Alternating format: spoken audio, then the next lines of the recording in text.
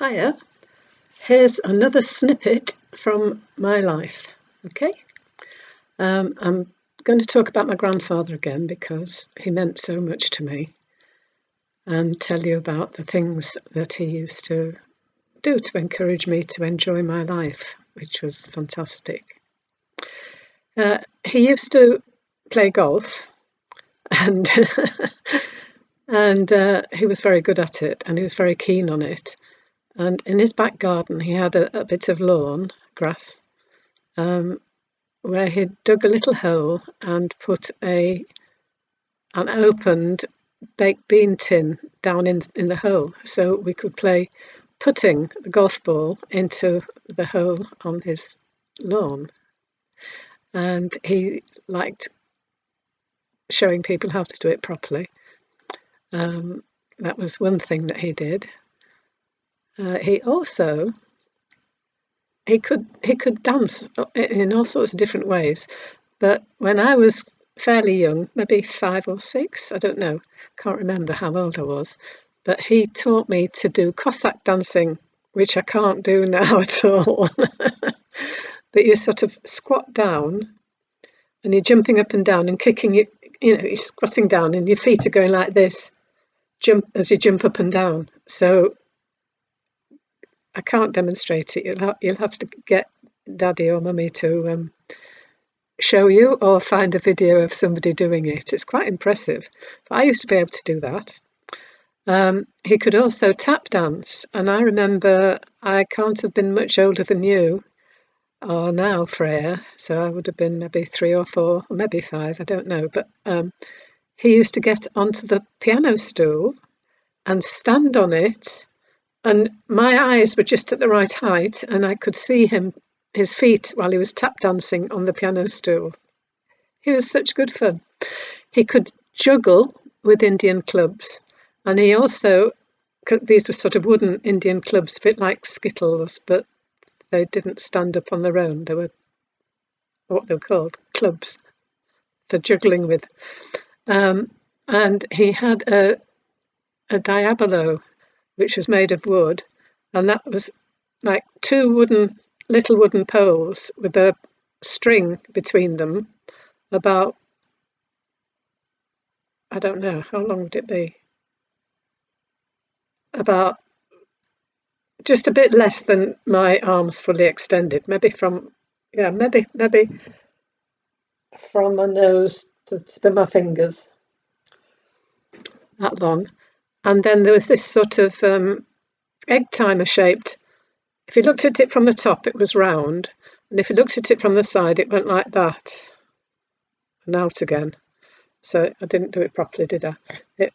Top, one side sloping down, other side sloping down, and then the bottom. And he could, and he showed me how to do it, and I used to be able to do it, but I haven't tried for donkey's years.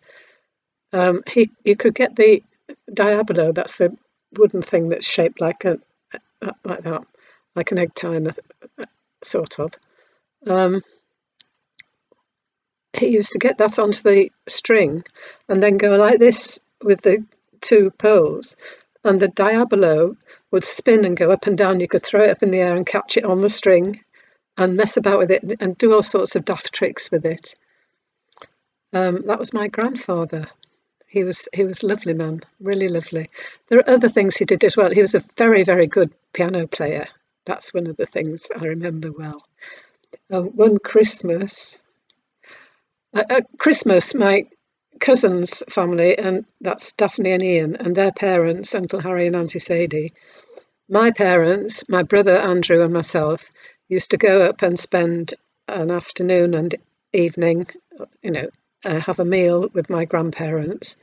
And always the 4 children were told to go and entertain themselves in the front room, while the adults stayed in the other room where the dining table was. We'd eat after we'd finished eating, and so Ian and Daphne, Andrew and myself used to go in the other room, which is where the piano was, and some sofas and chairs and things like that as well. And I remember one year Ian, who could play the piano really well, had got a load of drawing pins, and he opened the top of the piano and he went in where the hammers are inside the piano. They sort of tap on strings, and that's what makes the music for the piano. And Ian put drawing pins on the end of all the keys, so that all the little hammer things, not the keys, but the little hammer things. So when he played it, it made what we called then a honky tonk noise. It made a very different noise to the proper piano noise. I don't know what Grandpa must have taken all the drawing pins off because we didn't. But we were having great fun with that because it sounded so funny and we knew it was a bit naughty. But my grandfather didn't mind us doing things like that. So it was okay. Another year we were in that front room while the adults were all in the dining room, and we were playing Tig off ground in the room.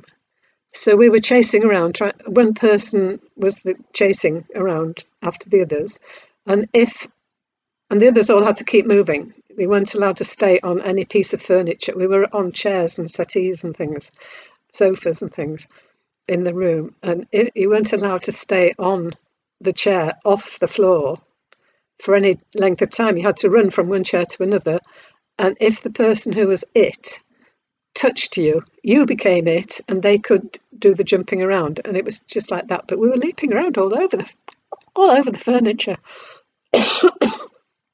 I'm surprised we didn't get into more trouble, but we didn't. They seemed to not mind us doing things like that for some reason. If I'd done it at home, I'd have been in trouble. But my grandparents let us.